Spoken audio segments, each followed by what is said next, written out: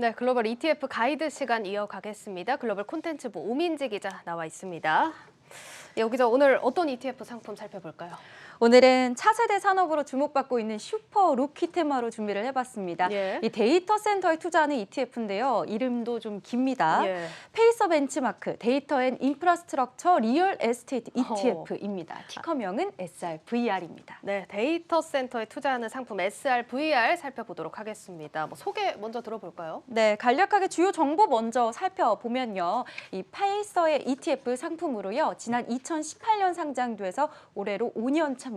보수는 0.60%, 운용 규모는 36.6억 달러 정도 됩니다. 예, 데이터 센터에 대해서 저희가 또 먼저 살펴보고 가야 할 필요가 있을 것 같은데 저희는 흔히 이렇게 데이터 센터 이렇게 얘기를 하지만 정확하게 어떤 개념입니까? 이 데이터 센터는 데이터를 처리하고 또 저장하고 관리하는 곳이다. 이렇게 간략하게 말씀드릴 수 있겠는데요.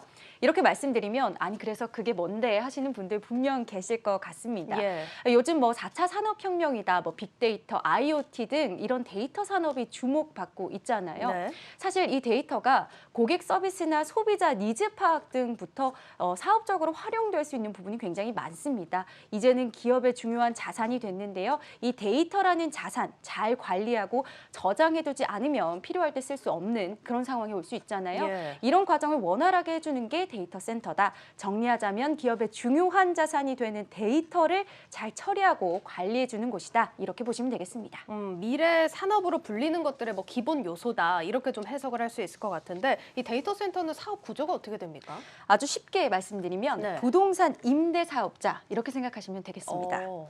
먼저 SRVR의 보유 종목을 보면서 좀 설명을 드리겠습니다. 이 모두 데이터와 통신 관련 센터를 운영하는 기업인데요. 이 센터라는 부동산을 기반으로 운영되는 회사이기 때문에 네. 이 리츠로도 분류되기도 합니다. 특히 상위 1위와 2위를 차지하고 있는 크라운캐슬 인터내셔널 또 아메리칸 타워는 미국 최대의 통신 타워 기업들입니다. 통신 타워는 어떤 개념입니까? 이 통신 타워도 기업에 필요한 기술을 사용할 수 있도록 하는 인프라를 임대하는 겁니다. 이 임대 사업 형식을 모델로 가지고 있기 때문에 네. 이 데이터 센터와 유사한 개념으로 이해할 수 있는 부분인데요. 통신 타워도 결국은 임대 사업의 일종이거든요. 일반적으로 이 통신 타워 하나에 4개에서 5개 통신사들이 이용할 수 있습니다. 그러니까 임대할 수 있는 방이 4개에서 5개 정도 된다. 이렇게 그래서 임대 사업. 그렇게 이해하시면 되겠는데요. 네. 이래서 일정 금액을 내고 통신사들이 통신타워의 인프라를 사용한다 보시면 되겠습니다. 그러면 이제 저 1, 2위 크라운캐슬 인터내셔널 아메리칸 타워가 통신 타워 방식으로 사업을 한다 이런 얘기인 거죠? 네, 맞습니다. 그래서 크라운캐슬이나 아메리칸 타워가 통신 타워를 관리하고 운영을 하면요. 미국의 통신사들이 입주를 해서 사업을 운영합니다. 네. 이런 통신 타워의 주 고객층은 미국의 통신사인 AT&T, 버라이즌, T모바일 등의 통신 회사들이 되겠는데요. 예. 이 데이터 센터도 마찬가지입니다. 특히 이 데이터 센터는 시설의 인프라, 거기에서 운영 노하우까지도 중요합니다. 앵커도 컴퓨터 오래 써보신 적 있으시죠? 그럼요. 어떻던가요? 열이 나서 뜨거워지죠. 그죠. 이 열을 관리한다 이런 개념인가요? 역시 맞습니다.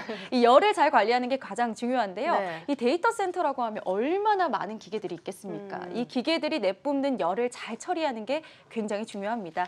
그 과정에서 나오는 노하우를 잘 운용하는 것이 데이터 센터의 역량이라고 할 수 있는데요. 이 데이터 센터는 그런 노하우를 가지고 임대 사업을 하기도 하고요. 맞춤으로 설비를 해주기도 합니다. 예. 구글이나 페이스북, 삼성 같은 대기업들은 자사만의 데이터 센터를 꾸릴 수 있고요. 그게 더 효과적일 수 있을 거지만요. 많은 수의 기업들은 아직 그만큼의 데이터 센터는 필요하지 않습니다. 이 임대하는 방식만으로도 충분하고 이때는 데이터 센터가 답이 될 수 있는 거죠. 그렇군요. 그럼 나머지 보유 종목들이 이제 데이터 센터 기업으로 대부분이 좀 구성돼 있을 것 같다 이런 생각이 드는데 네. 그러면 이제 통신 타워랑 데이터 센터 전망이 어떻습니까? 우선 통신 타워는 5G 산업을 주목하실 때 전망을 확인하실 수 있습니다. 이 5G 사업이 확대되면서 양호할 것이다라는 전망이 우세하고요. 네. 데이터 센터는 산업의 시장이 좀 의견이 강하게 잘 될 것이다라는 의견이 강합니다. 작년 말에 대신증권에서 발표한 데이터 센터 리츠에 관한 리포트가 있습니다. 크게 4가지로 데이터 센터 리츠 주목해야 한다 이렇게 말을 했는데요. 먼저는 클라우드 시장이 성장하고 있다. 그래서 동시에 IT 기업들의 데이터 센터 임대 의존도가 늘고 있다라는 점 강조했고요. 또 실시간으로 소통하는 애플리케이션이 많아지기 때문에 상호 연결 서비스 강조했습니다. 자연스럽게 높은 대역폭과 초저지연선을 요구하는 또 고차원의 엣지 데이터 센터에 대한 수요도 많아지고 있다는 점 주목해 볼 만합니다. 네, 오늘 이제 알려드린 미국의 데이터 센터 ETF, SRVR 주목을 해보시면 좋을 것 같습니다. 오민지 기자와 함께했습니다. 잘 들었습니다.